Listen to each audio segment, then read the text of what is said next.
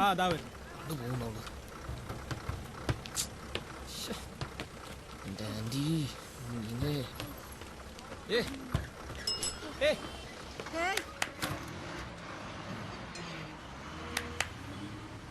മോനെ ഇതൊന്ന് പൊക്കി തരുവോ? വാ ഒന്ന് സഹായിച്ചേ.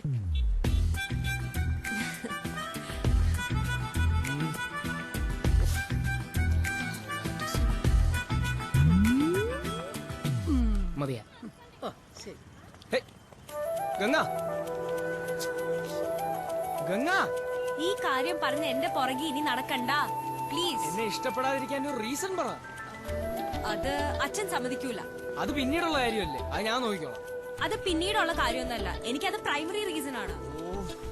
ഓക്കെ, നിന്റെ അച്ഛന്റെ സമ്മതം ഇല്ലാതെ നമുക്ക് കല്യാണം കഴിക്കണ്ട എന്ന് വെച്ച് പ്രേമിക്കാതിരിക്കാൻ ഒരു റീസൺ അല്ലല്ലോ. അതെ, പക്ഷെ പ്രേമിച്ച് കഴിഞ്ഞ അച്ഛൻ സമ്മതിച്ചില്ലെങ്കിൽ സമ്മതിപ്പിക്കും ഞാൻ. ഇല്ലെങ്കിൽ സമ്മതിക്കുന്നവരെ വെയിറ്റ് ചെയ്യാമല്ലോ. വേറെയും ഒരുപാട് റീസൺ ഉണ്ട്. വേറെന്തുവാന്ന് പറ. അത് ഒരുപാട് സപ്ലൈ ബാക്കിയുണ്ട്. സപ്ലി ഇല്ലാത്ത എഞ്ചിനീയേഴ്സിന് എന്തിനു കൊള്ളാം? നീ വേറെ വല്ലതും ഉണ്ടേ പറ. നീ ഒരു തടിയനാ.